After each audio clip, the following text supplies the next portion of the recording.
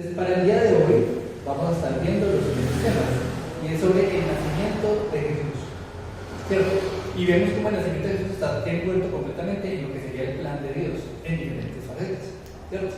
La primera es sobre el edicto de César del empadronamiento, ya lo leímos al inicio. Segundo es el nacimiento humilde del Señor Jesucristo y diferentes manifestaciones gloriosas, ¿cierto? Diferentes personas que estuvieron ahí y que Dios las puso para dar gloria a Dios. Pero, hermanos, antes de empezar, por favor, iniciemos un momento nuestros ojos y vamos a hacer una oración.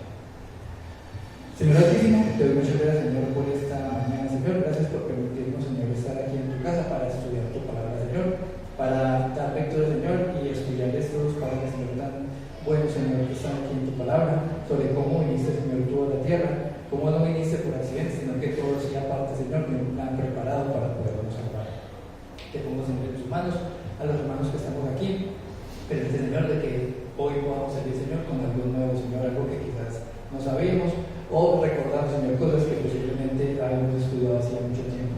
También, Señor, te pongo en tus manos a los hermanos que estuvieron en el camino, que los has trayendo con bien. Y también, Señor, los hermanos que por diversas circunstancias, ya sean de salud, sean por situaciones ajenas a su voluntad, Señor, o incluso por desánimo, te pido que los seas, Señor, ayudando, que donde sea que estén, Señor, se acuerden de ti y te busquen. Te pongo, Señor, en tus manos, entonces, esta mañana, Señor, este estudio, y eso te lo pedimos en el nombre de Jesucristo. Amén.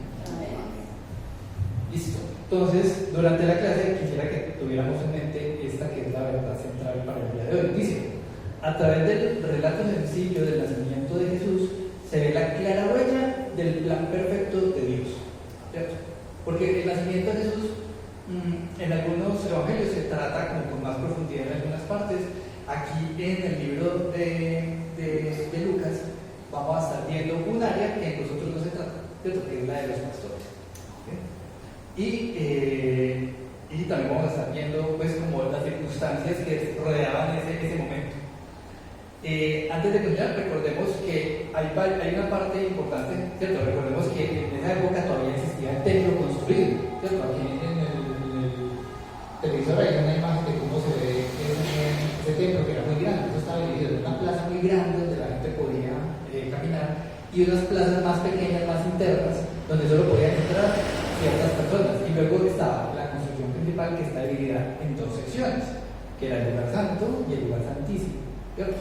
Recordemos que Zacarías estaba en el lugar santo, ¿cierto? Y en la parte afuera de esa construcción era donde se hacían los sacrificios, donde las personas, cuando tenían que hacer algún tipo de sacrificio, que eso lo vamos a ver el día de hoy, llegaban allá para poder ofrecer el sacrificio, y un sacerdote era el encargado de hacer esa función, ¿sí? Y eso lo hacían, ¿por qué? Porque eso era lo que mandaba la ley, ¿sí? Entonces, empezando ya con el tema de hoy, vamos a ver sobre el edicto de César. Resulta que ustedes saben de que César es un nombre como genérico, es un nombre que simplemente hace referencia a la persona que dirigía el imperio de Roma. ¿Sabes? Entonces hay muchos Césares, ¿cierto? Y cada César tenía un nombre diferente. Resulta que el César que mandó a hacer ese edicto de que cada uno tenía que empadronarse. Ahora, ¿qué significa empadronarse? Censo. Sí, eso es un censo, pero empadronarse, ¿a qué hace referencia? ¿Cómo? No, más o menos. Es como un registro, pero empadronarse hace referencia a que uno tiene que ir a donde uno es originario. Entonces, por ejemplo, yo nací en Medellín, entonces a mí me tocará empadronarme, pues digamos que me tocaría irme a Medellín, ¿cierto? Mi abuelita no es de aquí de Antioquia, ella es de Cundinamarca. Si le tocara empadronarse, ella se salvaría, pues no tendría que ir hasta Cundinamarca, porque como ella se casó, entonces ya hace parte de la familia que la cogió aquí en Antioquia, que sería la familia de mi abuelo, entonces igual le tocaría estar aquí en Medellín. Pero por ejemplo el hermano Francisco, que no es de aquí tampoco, para empadronarse, hasta dónde le tocaría volverse, hasta Venezuela. Entonces el empadronamiento lo hacían porque ellos lo que querían era hacer justamente eso, un censo. ¿Para qué? Para poder recoger impuestos. Pero, ¿qué pasa? Así como hoy en día es muy difícil saber cuántas personas hay en un lugar, en esa época era incluso más difícil. Entonces, como igual la gente viaja y se está moviendo de un lugar para otro, la manera más fácil como de decir, no, es que en mi imperio hay tantas personas dispuestas que ya sea para la guerra o para pagar impuestos, Entonces los mandaban a empadronarse, ¿cierto? Y esa es la razón, porque claro, María y José, ellos vivían en Nazaret, ¿cierto? Pero ellos eran originarios de Belén. Entonces a ellos les tocaba irse a empadronarse a la ciudad de Belén porque eran originarios de allá. Entonces empecemos a leer el capítulo 2 del libro de Lucas. Dice: aconteció en aquellos días que se promulgó un edicto de parte de Augusto César, que todo el mundo fuese empadronado. Ese primer censo se hizo siendo Cirenio gobernador de Siria, e iban todos para ser empadronados, cada uno a su ciudad. Y José subió de Galilea, de la ciudad de Nazaret, a Judea, a la ciudad de David, que se llama Belén, por cuanto era de la casa de la familia de David, para ser empadronado con María su mujer, desposada con él, la cual estaba encinta. Recordemos que encinta significa que estaba embarazada. ¿Sí?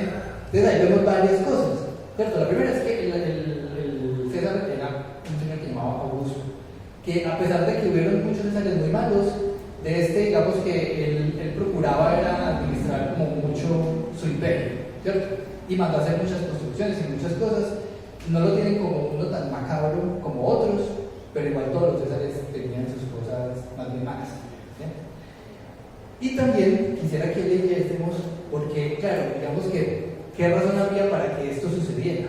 Porque claro, es como un hecho como irrelevante, pues si es que fuera irrelevante, pues no estaría mencionado en la Biblia, ¿cierto? Hay una razón por la que era importante que el Mesías naciera en Belén, ¿sí? Y me gustaría que algún hermano pudiera buscar en el libro de Miqueas 5:2, ¿cierto?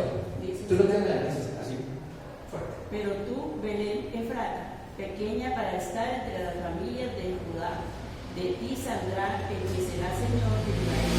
Sus familias son desde el principio, desde los días de la eternidad. Entonces, ¿qué pasa? Ya existía una profecía, ¿cierto? Del libro de Miqueas. ¿Qué queda antes de Miqueas? ¿Qué queda después de Miqueas? De libros. Porque es que Miqueas es uno de esos libros que uno como que no. Siguen Aún, y Abacú. después. ¿Cierto? Y antes. No, después de Miqueas. Y antes. Jonás. ¿Cierto? Resulta que Miqueas está entre qué profetas, mayores o menores. Menores. ¿Y por qué se les dice menores? Porque son más pequeños. Porque son pequeñitos en contenido, no en importancia. Sí, porque son muchos y todos escribían muy poquitos, poquitos. Porque uno va a mirar los que llaman profetas mayores y esos son muchos más capítulos, ¿cierto?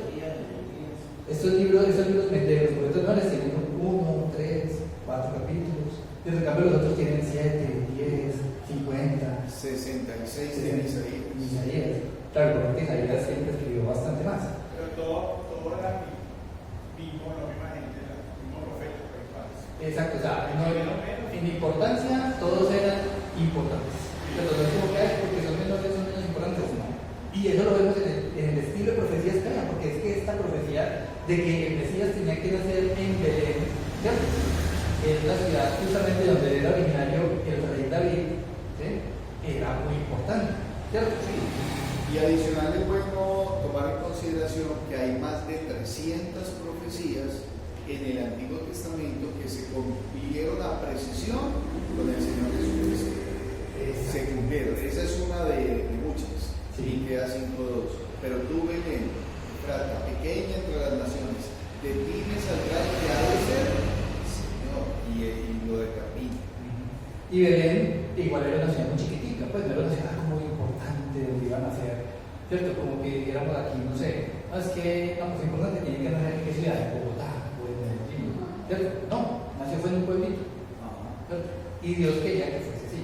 Ahora, hay un detalle como que importante que estudiando sobre esto empecé a ver como, no sé si has visto últimamente, hay gente que sale pues por la situación actual que hay en toda esa área, en Medio Oriente, salen diciendo, no, es que Jesús es que palestino. Entonces, hermanos, pues digamos que aunque no está como muy relacionado con el tema, yo sí quisiera hacer un llamado a que cuando salgan con ese tipo de cosas, pues eso no es verdad, ¿cierto? Porque resulta que la palabra palestino, ¿de dónde sale? Ya que estamos con este tema. Es esa tierra palestina que el Señor había prometido. Pero, ¿la palabra palestina aparece en la Biblia? No aparece. Y hay una razón. ¿Por qué? Resulta que Palestina es un nombre que se le da a esa región pero quienes decidieron ponerle ese nombre fueron los romanos, por allá más o menos en el año 170 después de Cristo. ¿Eso qué quiere decir? Mucho tiempo después incluso de que el templo fuera destruido, porque ese templo que hablábamos ahorita lo destruyeron en el año 70, ¿cierto? Y lo destruyeron no porque sí, sino porque ya había diferentes como sublevaciones en esa región de gente que hoy llamaríamos, ¿cierto? Como rebeldes, que el Imperio Romano dijo, ¿sabe qué? Vamos a acabar esto de tajo. Y de cuenta de eso terminó destruyendo un montón de la ciudad de Jerusalén y también destruyeron el templo. Pero ¿qué pasó? La gente se siguió rebelando.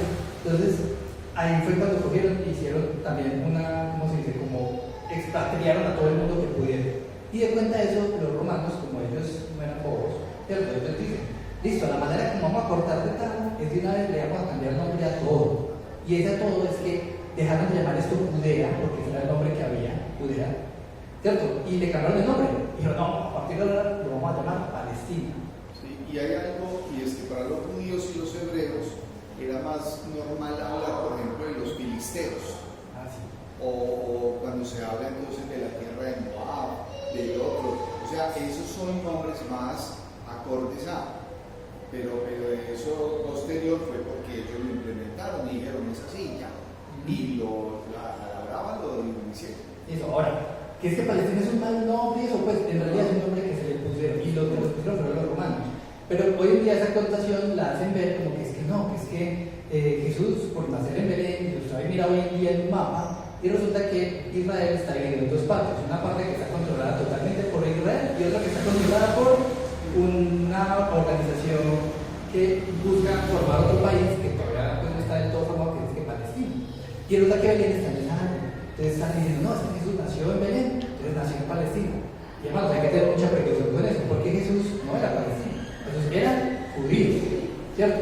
Y por ser judíos, sus papás también eran judíos, ¿cierto? Y hermanos, eso es importante, cuando de pronto tengamos que hacer defensa del Evangelio, cuando alguien nos saca con ese tipo de cosas, tengamos precaución. Y pues con todo respeto hay que decir, no, Jesús era judío, ¿cierto? Nació en Belén, de Judea, no de Palestina. Listo. Ya cerrando de paréntesis, continuemos con la siguiente parte, que ya es justamente cómo fue ese nacimiento humilde de Jesús. Entonces continuemos leyendo. Versículo 6 dice, y aconteció que estando ellos allí era donde? En Belén. En Belén. Se cumplieron los días de su alumbramiento y dio a luz a su hijo primogénito y lo envolvió en pañales y lo acostó en un pesebre porque no había lugar para ellos en el mesón. Entonces, hermanos, ¿qué palabra les llama la atención de estos dos versículos? Del 6 y el 7. ¿Qué palabra de pronto les llamó la atención?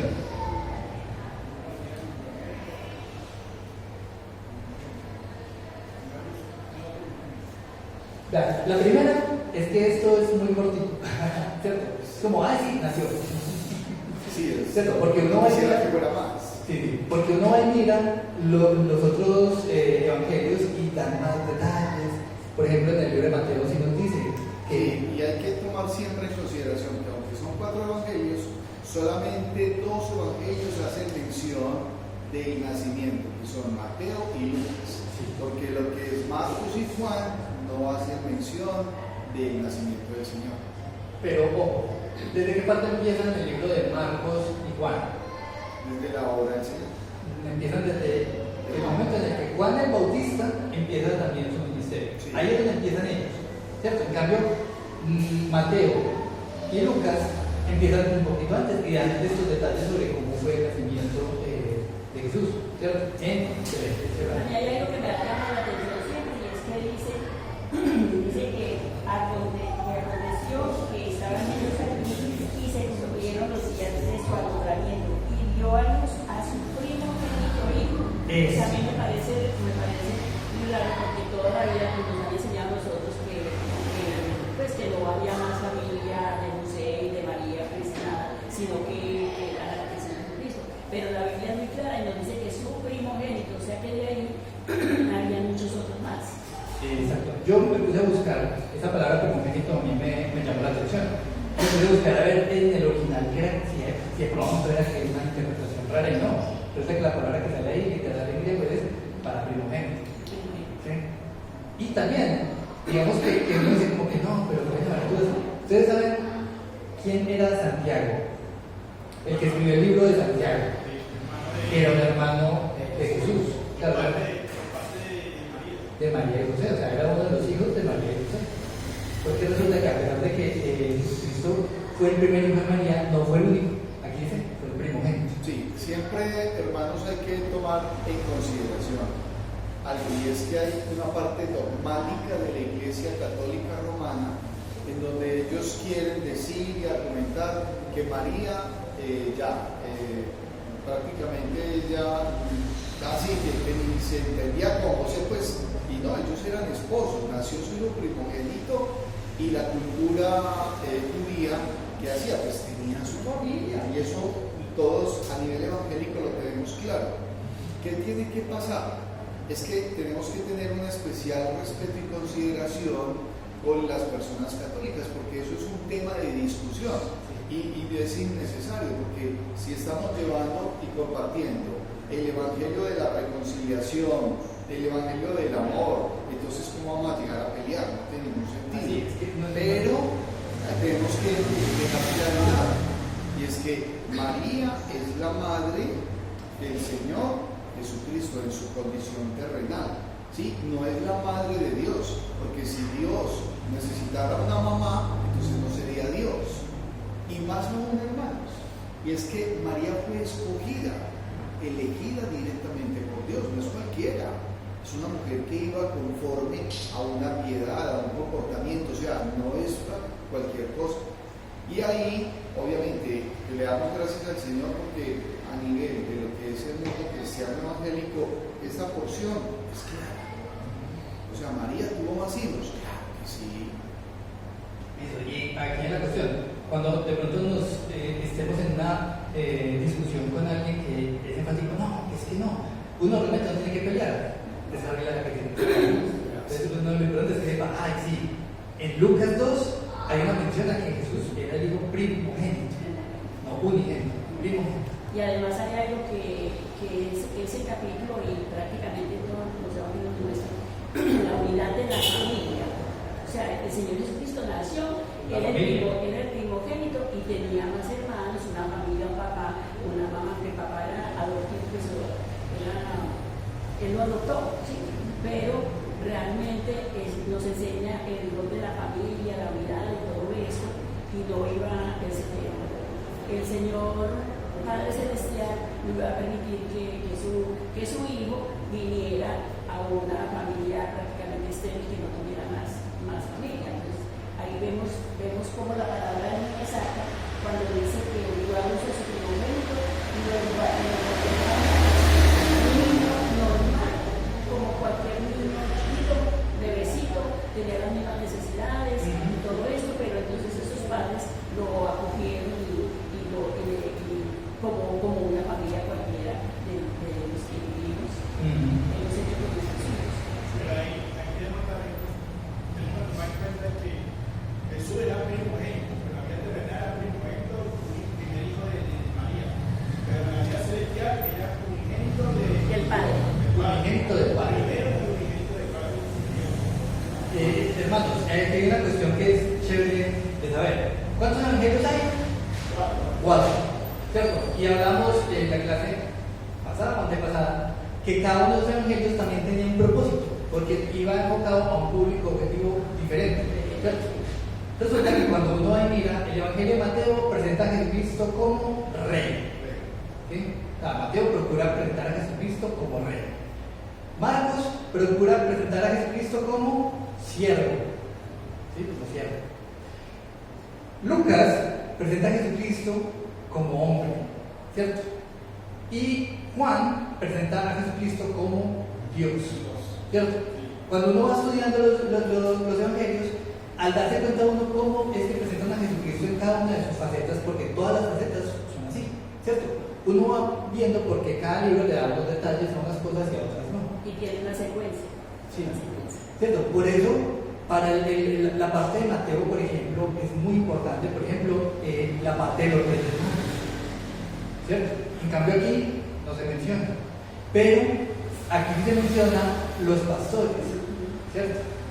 Y vamos a entonces a continuar con lo que sigue, porque claro, el nacimiento fue como, sí, sáquete, nació. Sí. Pues obviamente no se le da como tanta bomba, pero lo que viene después sí es importante. Leamos, vamos en el capítulo 2 del libro de Lucas y vamos en el versículo 8. Dice: había pastores en la misma región. Antes de que continuemos, ¿por qué pastores? Resulta que en Belén era de donde se criaban los pastores, las ovejas que después se utilizaban en los sacrificios para el templo, ¿cierto? Entonces toda esa región era muy pastoril, ¿cierto? Incluso recordemos que el rey David, que era cuando era joven, pastor de ovejas, ¿sí? Entonces esa región siempre ha sido de mucho pastoreo. Dice que había pastores en la misma región que velaban y guardaban las vigilias de la noche sobre su rebaño. Y he aquí, se les presentó un ángel del Señor, y la gloria del Señor los rodeó de resplandor. Y tuvieron gran temor, porque claro, si a usted se le presenta una cosa que nunca ha visto, y es un ángel, pues eso es impresionante. Pues hay gente que sale con esas cosas. Es extraño, eso es extraño, eso no es normal. Obviamente a uno le va a dar miedo, ¿cierto? Pero entonces es muy normal que los ángeles ya saben qué pasa cuando los ven. Entonces casi siempre que encuentran un ángel, sale con el acá es que ven, que llegó un ángel. Entonces siempre dice lo mismo, dice, pero el ángel les dijo: no temáis, no temáis, porque he aquí os doy nuevas de gran gozo, que será para todo el pueblo, que os ha nacido hoy en la ciudad de David un Salvador, que es Cristo el Señor. Esto os servirá de señal. Hallaréis al niño envuelto en pañales, acostado en un pesebre. ¿Cierto? Entonces llega el ángel y sale con esta gran noticia. ¿Cierto? La primera les dice: no teman. ¿Cierto? Así como a todos los profetas, cada vez que un ángel se les presentaba, les decían: no teman. A estos pastores les pasó igual. Y les dijo: ya, acaba de nacer el Salvador, el Cristo. ¿Sí? ¿Y cómo lo van a encontrar? Envuelto en pañales, en un pesebre. Y dice el versículo 13, dice: y repentinamente apareció con el ángel una multitud de las huestes celestiales que alababan a Dios y decían: gloria a Dios en las alturas y en la tierra paz, buena voluntad para con los hombres. ¿Cierto? Entonces, esa escena la hemos visto pues en películas, o si ya habíamos leído esto antes, ¿cierto? En los himnarios también hay algunos himnos que cantamos que recrean como esta escena, que es bien impresionante, porque es que no se le presentó a los reyes con los ángeles, no, se le presentó a unos pastores. Sí, y de ahí dos cosas importantes. Una es que el Señor nace de una forma humilde y el ángel le anuncia a personas humildes. Pero el evento de que vienen los ángeles y una multitud y cantan, eso es un evento único en la historia de la humanidad. Porque es que saber que esa promesa que viene desde Génesis 3:15, en donde el Señor dijo que iba a venir un Salvador y que ha sido esperado, y se habla el Mesías y dices que es Cristo el Señor, o sea, Cristo en griego, el Mesías en hebreo. Entonces le dice, y es al que han esperado durante toda la historia, ya nació. Esos muchachitos, yo creo que se desmayan. Pues lo que pasa es que uno no le da la trascendencia, pero es que eso es único, es algo esperado. Es como cuando en nuestra familia hay una de las nietas, doña Blanca, que estaba buscando bebé y no llegaba, y en estos días ya quedó encinta y hoy, no, hasta me sacó lágrimas de alegría y dije, eso es algo esperado. Claro, porque mi prima se casó hace como 10 años ya. Sí, pero eso es algo esperado, y cuando vemos, hay toda una humanidad esperando, más aún, hermanos, es que desde Malaquías hasta Mateo hay 400 años de silencio. Desde Malaquías, en el final del Antiguo Testamento, hay 400 años de silencio de parte de Dios para con el pueblo de Israel. No le había mandado profeta, no les habló. Entonces esta gente lleva 400 años todavía esperanzados, esperando a un Mesías. Y el ángel les dice, y es Cristo el Señor, y que haya una multitud de ángeles cantando eso: gloria a Dios en las alturas, y en la tierra paz, buena voluntad para con los hombres. Eso es un evento único. Pero lamentablemente hoy en día los judíos creen eso. Algunos, hay judíos mesiánicos, pero los judíos hay algunos que siguen interesados en que no ha llegado el Mesías y lo están esperando, pero bueno, o sea, realmente en eso que puede hacer uno, compartir el evangelio. Sí. Lo que está en la Biblia escrito está escrito y ya. ¿Y cuál fue la reacción de los pastores? Porque aquí se nos dice, vea, versículo 15 del capítulo 2 dice: sucedió que cuando los ángeles se fueron de ellos al cielo, los pastores se dijeron unos a otros: pasemos pues hasta Belén y veamos esto que ha sucedido y que el Señor nos ha manifestado. Vinieron pues apresuradamente, o sea, fueron de una corriendo, como que no, es que no podemos esperar hasta mañana, entonces ya. ¿Sí?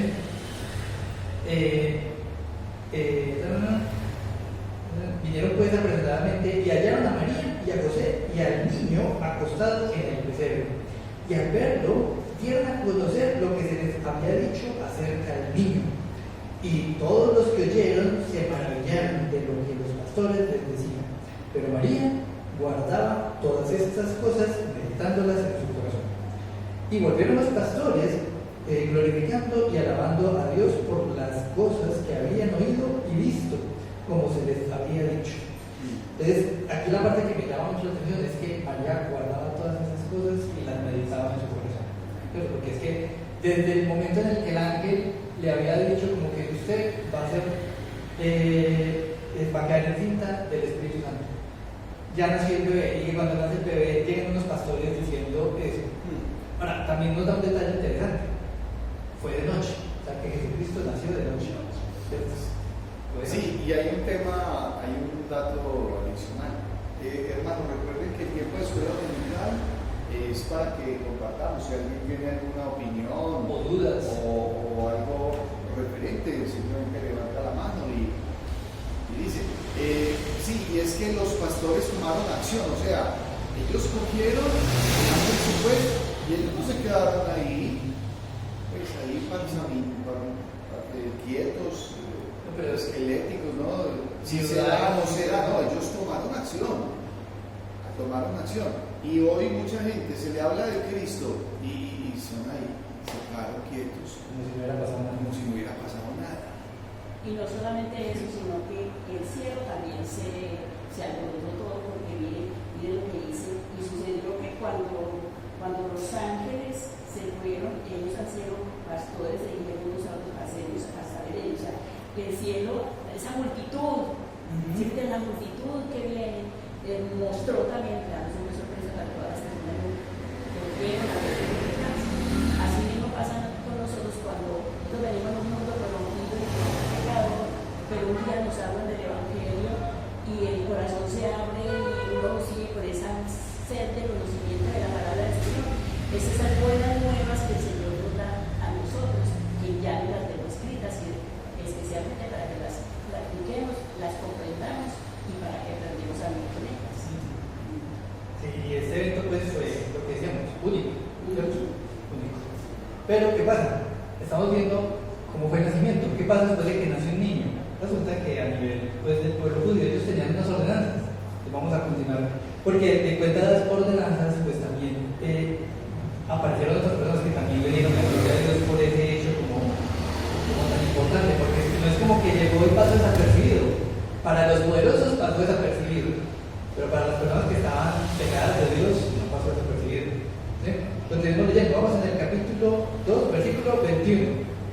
Les dice: cumplidos los 8 días para circuncidar al niño, le pusieron por nombre Jesús, el cual le había sido puesto por el ángel antes de que fuese concebido. Un detalle aquí: en Lucas no se nos nombra esa escena, ¿cierto? Pero en Mateo sí. En Mateo vemos la escena en la que el mismo ángel Gabriel se le aparece a quién. Pero ¿a quién se le aparece? A José. Exacto. Y a José sí le dice el ángel: usted debe llamar a ese hijo de María, debe llamarlo Jesús. En Lucas no sale, pero en Mateo sí. Es el pequeño. Pero aquí sí nos dice: ya, lo circuncidaron y le pusieron por nombre Jesús. Versículo 22 dice: y cuando se cumplieron los días de la purificación de ellos, conforme la ley de Moisés, le trajeron a Jerusalén para presentarle al Señor como está escrito en la ley del Señor: o varón que abriere la matriz será llamado santo al Señor, para ofrecer conforme a lo que se dice en la ley del Señor, un par de tórtolas o 2 palominos. Entonces aquí me gustaría que fuéramos un momentico a el libro de Levítico, ¿sí? El libro de Levítico, el capítulo 12. El capítulo 12 es bien cortico, son apenas 8 versículos y vamos a leerlos. Dice Levítico 12:1. Aquí estamos en un momento en el que le están dando instrucciones al pueblo, ¿sí? Y las instrucciones son para diferentes áreas. El capítulo 12 habla justamente de esto que nos nombra el libro de Lucas. Dice Levítico 12:1. Dice: habló Jehová a Moisés diciendo: habla a los hijos de Israel y diles: la mujer, cuando conciba y dé a luz varón, será inmunda 7 días, conforme a los días de su menstruación será inmunda. Y al 8º día se circuncidará al niño, mas ella permanecerá 33 días purificándose de su sangre. Ninguna cosa santa tocará, ni vendrá al santuario, para cuando sean cumplidos hasta cuando sean cumplidos los días de su purificación. Y si desea luz hija, será inmunda 2 semanas, conforme a la separación, y 66 días estará purificándose de su sangre. Cuando los días de su purificación fuesen cumplidos, por hijo o por hija, traerá un cordero de 1 año para holocausto, y un palomino o una tórtola para expiación, a la puerta del tabernáculo de reunión, al sacerdote. Y él los ofrecerá delante de Jehová y hará expiación por ella, y será limpia del flujo de su sangre. Esta es la ley para la que diere a luz hijo o hija. Y aquí hay un detalle bien importante. Dice: y si no tiene lo suficiente para un cordero, tomará entonces 2 tórtolas o 2 palominos, uno para holocausto y otro para expiación. Y el sacerdote hará expiación por ella y será limpia. ¿Sí? Entonces aquí vemos de que eso era una ordenanza, ¿cierto? O sea, no es que vamos a hacer eso mismo que ellos, no. Eso era una ordenanza para el pueblo de Israel. Ellos, por ordenanza, tenían que a los hijos varones circuncidarlos al 8º día, ¿cierto? Las niñas obviamente no se pueden circuncidar, las tenían que tener como separadas a las 2 durante 2 semanas, pues, ¿cierto?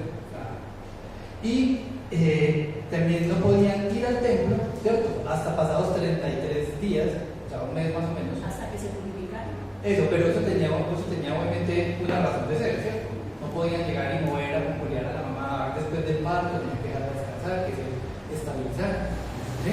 Pero lo que se tenía que hacer era que el primer hijo que tuviera, si fuera hombre o mujer, debían ir al templo a presentarlo al Señor, ¿sí? Y eso era una ordenanza, y tenían que hacer un sacrificio tanto de expiación como de holocausto. El holocausto es de alabanza, ¿sí? Y dice que cuando se tenían que llevar un cordero y también tenían que llevar unos palominos. Resulta que aquí el detalle, volviendo al libro de Lucas, dice en el versículo 24, dice: para ofrecer conforme a lo que se dice la ley del Señor. Aquí dice: un par de tórtolas y 2 palominos. ¿Y en qué casos se daban solo tórtolas y no corderos? ¿En qué casos? Según Levítico. En pobreza. Exacto. Entonces, aquí lo que nos está diciendo tras bambalinas, ¿cierto? Es un detalle que si uno pasa por encima uno no lo nota, es que en realidad ellos eran, pues, no tenían recursos, eran humildes, ¿sí? No tenían plata para poder gastar, porque es que un cordero, ¿cuánto cuesta un marranito hoy en día? Puedo poner un precio, pues, porque aquí no tenemos como tantas ovejas, pero la gente de vez en cuando uno escucha: yo me compré un marrano para diciembre. ¿Cuánto cuesta el animalito? Eso es costoso.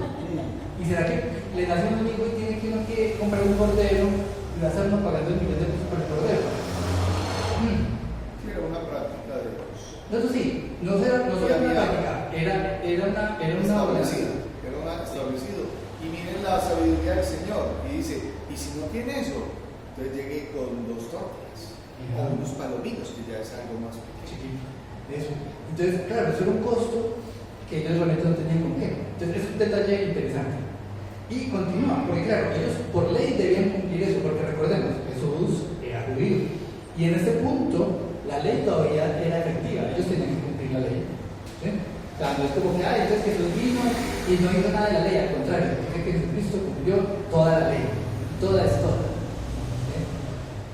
Dice el versículo 25, dice, porque claro, ya había pasado un mes larguito, ya pudieron María y José llevar al niño a presentarlo en el templo, y en esa escena, dice el versículo 25, dice, y he aquí, había en Jerusalén un hombre llamado Simeón. Y este hombre justo y piadoso esperaba la consolación de Israel. Y el Espíritu Santo estaba con él. Y le había sido revelado por el Espíritu Santo que no vería muerte antes que viese al ungido del Señor. Y movido por el Espíritu, vino al templo.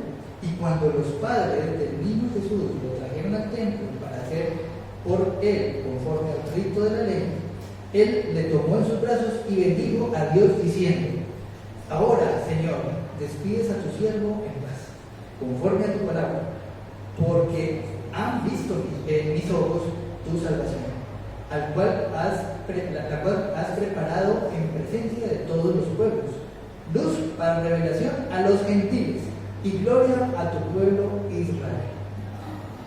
Entonces, eso fue lo que dijo este hombre Simeón, que era una persona que Dios le había revelado que no iba a ver, o sea, que no iba a morir hasta que viera al ungido. Y no solamente el pueblo de Israel, sino a los gentiles, A los o sea, a gentiles. nosotros.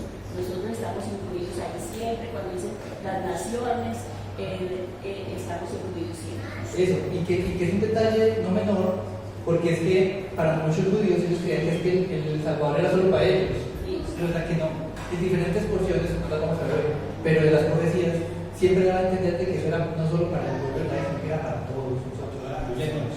De donde sale hasta donde se empezó. Sí. Hermanos, miren, aquí hay una escena dramática, pero dramática, yo no sé si ustedes se desmayarían o no, el 28. Y él le tomó en sus brazos y bendijo a Dios, con mayúscula. ¿Sí? Entonces, este hombre llamado Simeón tuvo la bendición de recibir al Señor Jesucristo y lo tuvo en los brazos. O sea, eso es una cosa bonita. Yo recuerdo, yo cada vez que leo esta porción digo, ese Señor no se desmayó. Esto es algo único. Y dice, es que es el Salvador. Y más aún, y se determina en el 32 y dice, luz para revelación a los gentiles. Nosotros, los que no éramos nada, los que no somos del pueblo de Israel, que estábamos apartados solamente a través de Cristo, ya somos. Y él dice, luz para revelación a nosotros, los que no somos judíos, y gloria de tu pueblo Israel. O sea, ese hombre Simeón tuvo una bendición única. Y continúa en el versículo 33. Porque claro, este señor acá dice estas palabras, ¿y qué pasa con los papás de Jesús? Dice, y José y su madre estaban maravillados de todo lo que se decía de él. Y los bendijo Simeón y dijo a su madre María, he aquí, este está puesto para caída y para levantamiento de muchos en Israel, y para señal que será contradicha. Y una espada traspasará tu misma alma, para que sean revelados los pensamientos de muchos corazones. No recordemos de que este hombre estaba bajo la inspiración del Espíritu Santo para decir esas palabras. Pero resulta que Simeón no era el único que estaba en esa escena. ¿Cierto? Continuamos leyendo, dice, estaba allí también Ana, profetisa, hija de Fanuel, de la tribu de Aser, de edad muy avanzada, pues había vivido con su marido 7 años desde su virginidad. Y era viuda hacía 84 años, y no se apartaba del templo, sirviendo de noche y de día con ayunos y oraciones. Yo les hago una pregunta, hermanos. ¿Cuánto da 84 más 7? 84 más 7. 91. ¿Esto qué quiere decir? Que cuando ella se casó a los 91 años después, hasta que con cuántos años se podía haber casado. Resulta que en esa época la gente se casaba más bien joven, ¿cierto? Entonces las mujeres por ahí desde 14, 15, 16, más o menos por esas edades ya estaban listos para casarse, ¿cierto? Y los hombres también más o menos por los 17, 18, más o menos por esas mismas edades también ya empezaban al tema del casamiento. Entonces uno haciendo cuentas podría asumir de que esta señora, como mínimo, ya estaba rondando como casi los 120 años. Entonces, cuando nos dice que era de avanzada, era porque era muy viejita, pero muy viejita. Incluso para hoy era muy viejita. Y claro, dice que esta señora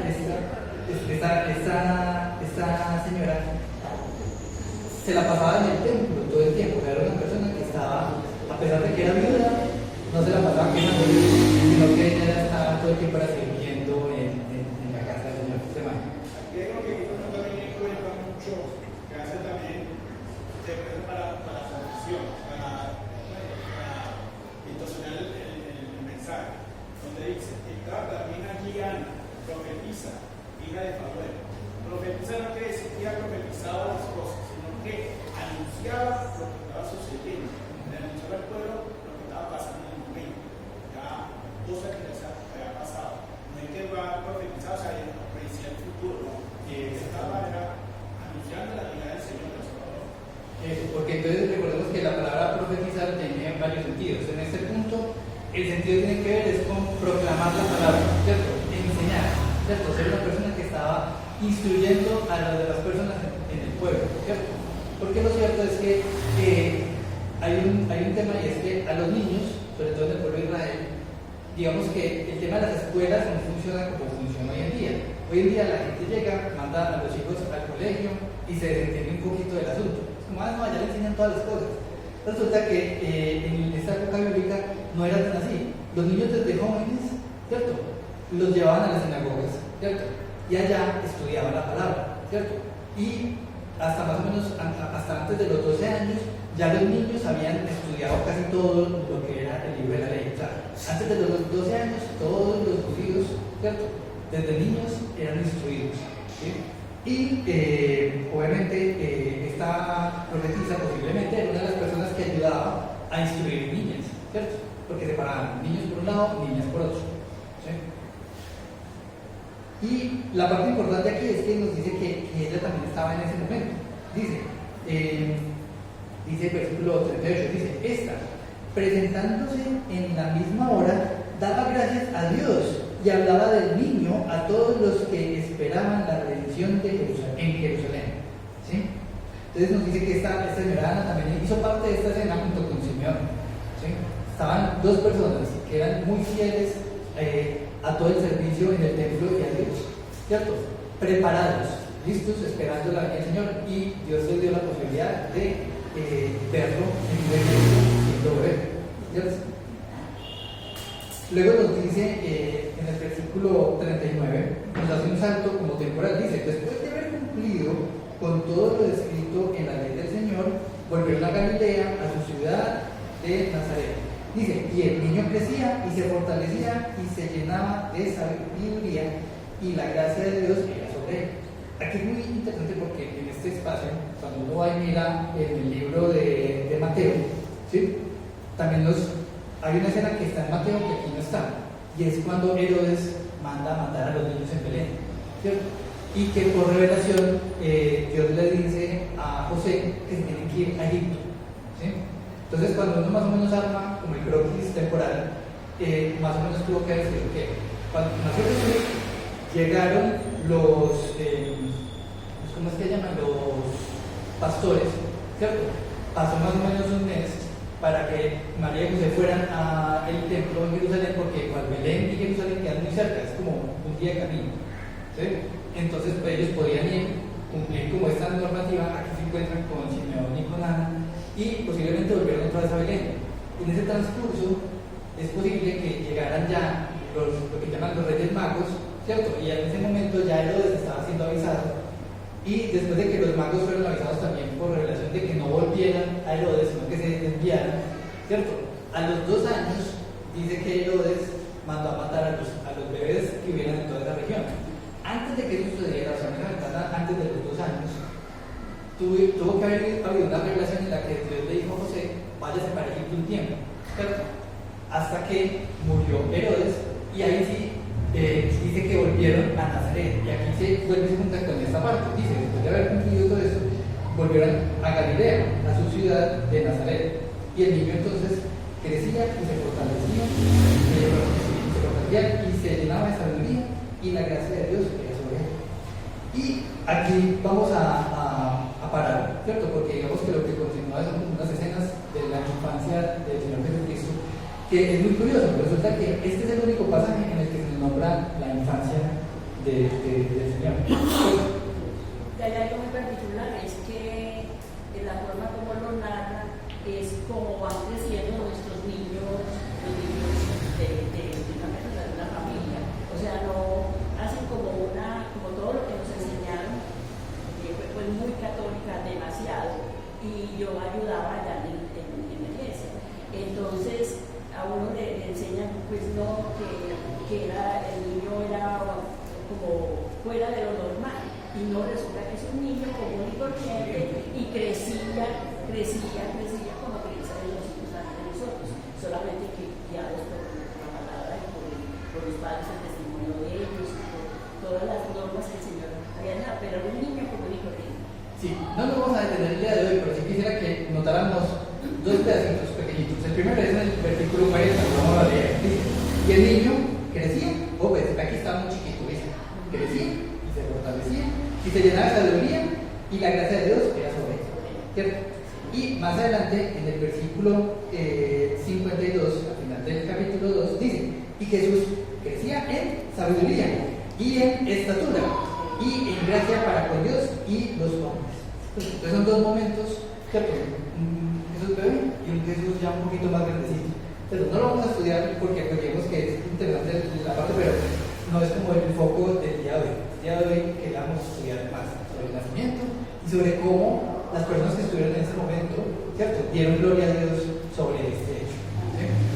Entonces, quisiera entonces, hermanos, que tengamos presentes estas aplicaciones de estudio, ¿cierto?, de lo que estuvimos estudiando hoy. Dice: el nacimiento de Jesucristo demuestra la encarnación de Dios en la tierra, porque eso es un hecho que a veces se nos olvida. Es que Dios mismo vino a esta tierra, ¿cierto? Y el segundo dice: el nacimiento y la gran comisión. Ante una noticia como esta, no podemos quedarnos callados. Antes, al contrario, tenemos que seguir ese ejemplo que tuvieron los pastores. Ellos, al darse cuenta de esta información tan relevante, ellos no se quedaron esperando: no, vamos a dormir y mañana miro qué hago. No, ellos de una vez tomaron y dijeron: vámonos ya. ¿Cierto?